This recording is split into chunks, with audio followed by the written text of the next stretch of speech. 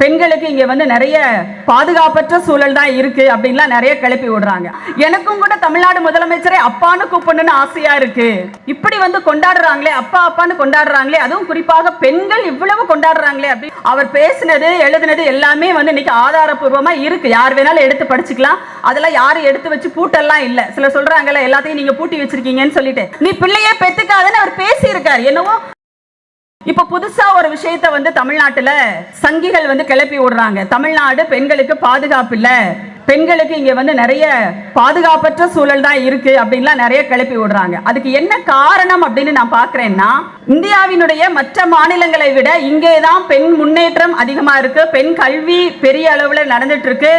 ஆராய்ச்சி கல்வி வரைக்கும் இன்னைக்கு பெண்கள் மற்ற மாநிலங்களோட ஒப்பிடும்போது தமிழ்நாட்டில் தான் அதிக எண்ணிக்கையில் பெண்கள் படிச்சுட்டு இருக்காங்க. வேலைக்கு போற பெண்களினுடைய விகிதம் இங்க தான் அதிகம்.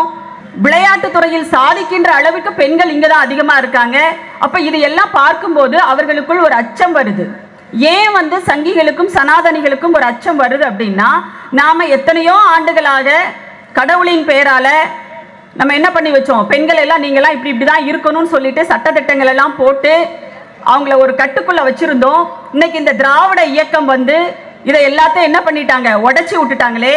பெண்கள் வந்து வீட்டில இருந்து வெளியில வந்து அவங்க சொந்த காலில் நிக்கிறதுக்கு எல்லா முயற்சிகளையும் செய்யறாங்களே அப்படிங்கிற மாதிரியான ஒரு பயம் அப்படின்றது அவங்களுக்கு வந்துருச்சு. அவங்களுடைய அந்த ஒரு சொகுசான ஒரு வாழ்க்கை முறை இருக்கும் இல்லையா, பெண்கள் இப்படி எல்லாம் இருந்தா அவங்களுக்கு ஒரு பெரிய வசதி, எந்த கேள்வியும் கேட்காமல் இருந்தா ஒரு பெரிய வசதி.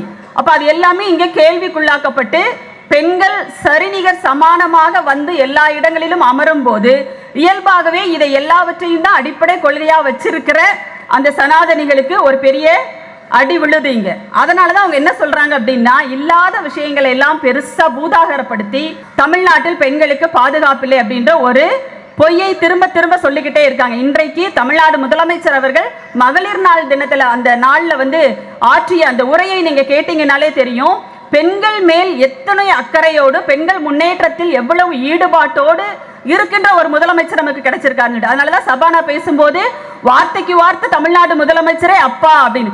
தமிழ்நாடு முதலமைச்சர் பெண்கள் மட்டும் இல்ல, இன்னைக்கு வந்து பாத்தீங்கன்னா முன்னாள் நீதியரசர் இக்பால் அவங்க வந்து என்ன சொல்றாரு அப்படின்னா, எனக்கும் கூட தமிழ்நாடு முதலமைச்சரை அப்பான்னு கூப்பிடணும்னு ஆசையா இருக்கு அப்படின்னு சொல்றாரு. அப்ப இது என்ன ஒரு விஷயம் அப்படின்னா, நீங்க யோசிச்சு பாருங்க, இன்றைக்கு சங்கிகளினுடைய தலைவர்கள் அவங்களெல்லாம் இந்த நாடு எப்படி பார்க்குது, அவங்களுக்கெல்லாம் என்ன மரியாதை கிடைக்குதுன்னு யோசிச்சு பாருங்க. அது பிரதமராக இருந்தாலும் சரி, உள்துறை அமைச்சராக இருந்தாலும் சரி, அவங்கள பத்தி எல்லாம் பேசணும் அப்படின்னு சொன்னா அது நாகரிகமா பேச முடியாது அப்படின்ற அளவிற்கு அவங்களுடைய செயல்பாடுகள், பெண்களுக்கு எதிரான சிந்தனைகள் எல்லாமே இருக்கு. அப்போ அப்படிப்பட்டவர்களுக்கு என்னடா இது, ஒரு நாட்டினுடைய முதலமைச்சரை இப்படி வந்து கொண்டாடுறாங்களே, அப்பா அப்பான்னு கொண்டாடுறாங்களே, அதுவும் குறிப்பாக பெண்கள் இவ்வளவு கொண்டாடுறாங்களே அப்படின்றப்போ ஒரு லேசான ஒரு பொறாமை, கடுமையான எரிச்சல் இதெல்லாம் அவங்களுக்கு வர்றதுன்றது இயல்பான ஒன்றுதான். ஏன்னா தமிழ்நாட்டில் நீங்க யோசிச்சு பாருங்க, பெண்களுக்கு எதிரான பாலியல் குற்றங்கள் அப்படின்றது வெறும் சட்டம் ஒழுங்கு சார்ந்த பிரச்சனை மட்டுமே கிடையாது, அது ஒரு சமூகத்தினுடைய ஒரு உளவியலும் அதுல இருக்கு. அப்போ இது நடந்தால் உடனடியாக அங்கே என்ன நடவடிக்கை எடுக்கப்படுது, எப்படி அதை ஒரு அரசு அணுகுகிறது, ஒரு முதலமைச்சர் அதை எப்படி பார்க்கிறார், இதை எல்லாத்தையும் பார்க்க தவறிட்டு குற்றவாளிகளுக்காக, அதாவது பாலியல் குற்றவாளிகளுக்காக ஊர்வலம் போனவங்க எல்லாம் இன்னைக்கு என்ன பண்ணிட்டு இருக்காங்கன்னா தமிழ்நாட்டை பத்தி பேசிட்டு இருக்காங்க. நீங்க உங்களுக்கு தெரியும், காஷ்மீர்ல ஒரு சிறுமி பாலியல் வன்புணர்வுக்கு ஆளாக்கப்பட்டு கோயிலுக்குள்ளேயே கொலை செய்யப்பட்ட போது அந்த குற்றவாளிகளுக்கு ஆதரவாக பாஜகவினுடைய அமைச்சர்கள் உட்பட எம்பிக்கள் எல்லாம் என்ன பண்ணாங்க, தெருவுல ஊர்வலமா போனாங்க. அந்த மாதிரி வெக்கங்கெட்ட செயல் எல்லாம் எங்க நடக்காது, தமிழ்நாட்டுல நடக்காது. ஆனா இன்னைக்கு இது எல்லாம் தான் அவங்களுக்கு பிரச்சனையா இருக்கு. ஏன் இவ்வளவு ஒரு என்ன சொல்றது, பெண்களை மதிக்கிற ஒரு நாடாக, ஒரு மாநிலமாக தமிழ்நாடு எப்படி இருக்கு அப்படிங்கிறது அவங்களுக்கு பெரிய கேள்வியா இருக்கு. பெரியார் வந்து கடவுள் இல்லைன்னு சொன்னாரு, சாஸ்திரங்கள் சடங்குகள் எல்லாத்தையுமே சொன்னாரு, தாலிய கலட்டுங்கன்னு சொன்னாரு, இன்னும் அதை விட என்ன எல்லாமே அவர் சொன்னாரு. யாருமே அவர் சொன்னதை நாங்கெல்லாம் யாரும் அவையோ அவர் அப்படிலாம் சொல்லலைங்க, அப்படிலாம் நாங்க சொல்லவே போறது கிடையாது, இது வரைக்கும் சொன்னதும் கிடையாது. அவர் பேசினது எழுதினது எல்லாமே வந்து இன்னைக்கு ஆதாரபூர்வமா இருக்கு, யார் வேணாலும் எடுத்து படிச்சுக்கலாம். அதெல்லாம் யாரும் எடுத்து வச்சு பூட்டெல்லாம் இல்லை. சில சொல்றாங்கல்ல எல்லாத்தையும் நீங்க பூட்டி வச்சிருக்கீங்கன்னு சொல்லிட்டு, அப்படியெல்லாம் பூட்டி வைக்கல. எங்க அக்கா அருள்மொழி அக்கா வந்திருக்காங்க, பெரியார் திடல் போனீங்கன்னா எவ்வளவு புத்தகங்கள் வேணாலும் நீங்க தாராளமா எடுத்து படிக்கலாம். இல்ல உங்களுக்கு வந்து லைப்ரரிக்கு போறதுக்கான வாய்ப்புகள் இது வரைக்கும் கிடைச்சிருக்காது, ஏன்னா நீங்க அந்த இடத்துல இல்ல, படிக்கிற இடத்துல. அப்படி ஏதாவது உதவி தேவைப்பட்டா கூட செய்யறதுக்கு நாங்க தயாரா இருக்கோம். அப்போ இல்லாத அவதூறுகளை எல்லாம் பெரியார் குறித்து இங்க ஒரு கூட்டம் பேசிக்கிட்டே இருக்கு. இவங்களுக்கு என்ன பண்றதுன்னே தெரியல. திராவிட மாடல் ஆட்சியை பத்தி என்ன குறை சொல்றதுன்னு அவங்களுக்கு தெரியல. ஒண்ணுமே அவங்களுக்கு கிடைக்கல. உடனே என்ன பண்ணிட்டாங்க, ஏன்னா திராவிட மாடல் ஆட்சி என்பது நீதி கட்சியினுடைய நீட்சின்னு சொல்லிட்டு சட்டமன்றத்திலேயே நம்முடைய முதலமைச்சர் அவர்கள் சொல்லிட்டாங்க. எங்களை வழிநடத்துவது பெரியார் திடல் தான் அப்படின்னு எல்லா இடங்களிலும் வந்து ரொம்ப அழுத்தம் திருத்தமாக நம்முடைய முதல்வர் அவர்கள் வந்து பதிவு செஞ்சுக்கிட்டே இருக்காரு. நீங்க பாத்தீங்கன்னா முதலமைச்சர் அவர்கள் கலந்துக்கிற கூட்டங்கள்ல இந்த பக்கம் வந்து ஆசிரியர் ஐயா அவர்கள் உட்கார்ந்து இருக்காங்க, இந்த பக்கம் எங்களுடைய பேரவை தலைவர் அவர்கள், அது வந்து முத்தமிழறிஞர் கலைஞர் அவர்கள் இருக்கும் போதிலிருந்தே அந்த இது வந்து தொடர்ந்துகிட்டே இருக்கு. அது நம்முடைய முதலமைச்சர் அவர்கள் இன்னும் ஆழமா அழுத்தமா தொடர்ந்துட்டே இருக்காரு. அப்ப இவங்களுக்கெல்லாம் ஒரு பெரிய சிக்கலா இருக்கு. அப்ப என்ன பண்றாங்க, எளிதாக ஒரு விஷயத்தை கையில எடுத்து ஒரு அவதூறை பரப்பணும்னு சொன்னா அது பெண்கள் சம்பந்தப்பட்டதா தான் இருக்கணும், இருக்க முடியும்ன்றது இங்க இருக்கிற ஒரு பொது புத்தி. அதனால என்ன பண்றாங்க, அதை பயன்படுத்தி பெரியாரை பெண்களுக்கு எதிராக கொண்டு வந்து நிறுத்துற வேலையை இங்க வந்து சில கைக்கூலிகள், சில சங்கிகள், சில முட்டாள்கள் வந்து செஞ்சிட்டு இருக்காங்க. பெண்களுக்கென்று ஒரு தலைவர், அனைத்து பெண்களுக்கும், நீங்க வந்து தமிழ்நாட்டு பெண்களா அல்லது வந்து இந்திய அளவிலான பெண்களான கிடையாது, அனைத்து பெண்களுக்குமான ஒரே ஒரு தலைவர், அனைவராலும் கொண்டாடப்படுகிற தலைவராக அல்ல, ஏற்றுக்கொள்ளப்படக்கூடிய தலைவராக இருப்பவர் தந்தை பெரியார் மட்டும்தான்.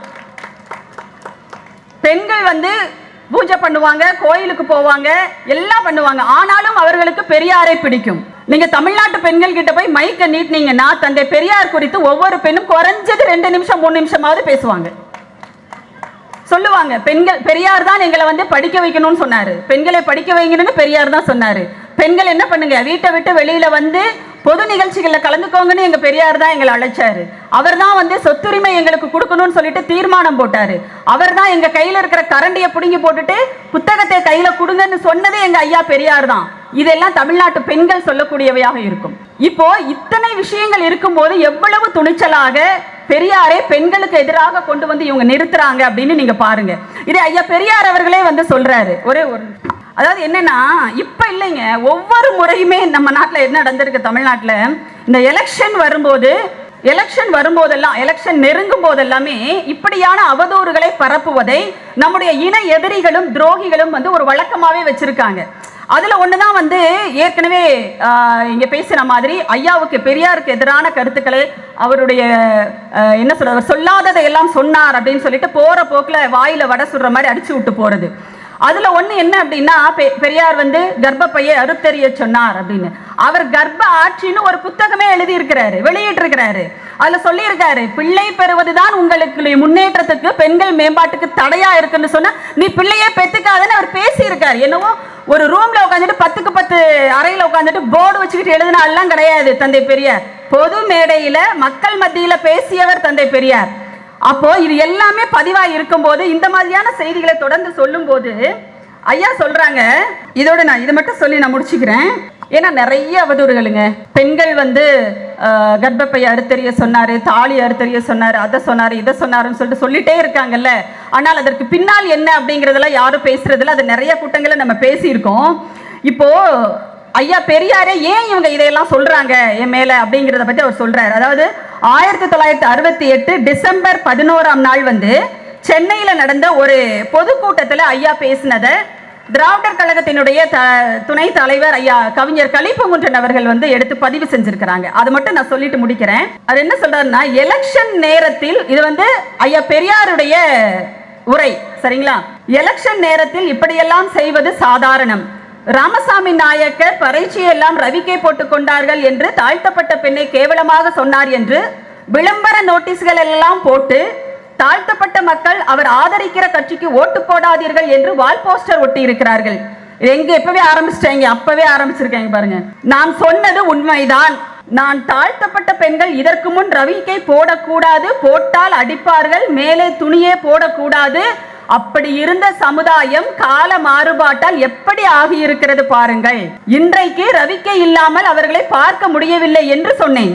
இதை கொண்டு அந்த இன மக்களை எனக்கு விரோதமாக தூண்டவும் நான் ஆதரிக்கின்ற கட்சிக்கு ஓட்டு போடாமல் செய்வதற்காக கிளப்பி விடப்பட்டதே ஆகும். யோசிச்சு பாருங்க. இதுதான் வந்து தமிழை காட்டுமிராண்டி மொழின்னு சொல்லிட்டாருன்னு இன்னும் இவங்க சொல்லிட்டு அலையிறாங்க. அதாவது அந்த பெண்கள் தெரியும், அதாவது தோல் சீலை போராட்டம் சொல்லிட்டு ஒண்ணு நம்ம நாட்டில் நடந்துச்சுங்க. திருவிதாங்கூர் சமஸ்தானத்துல பெண்கள் ஒரு குறிப்பிட்ட ஒரு சமுதாயத்தை சார்ந்த பெண்கள், தாழ்த்தப்பட்ட சமுதாயத்தை சார்ந்த பெண்கள் வந்து மேலாடை அணியக்கூடாது அப்படிங்கிற ஒரு விதி, எழுதப்படாத விதி அப்படின்றது அங்க இருந்துச்சு.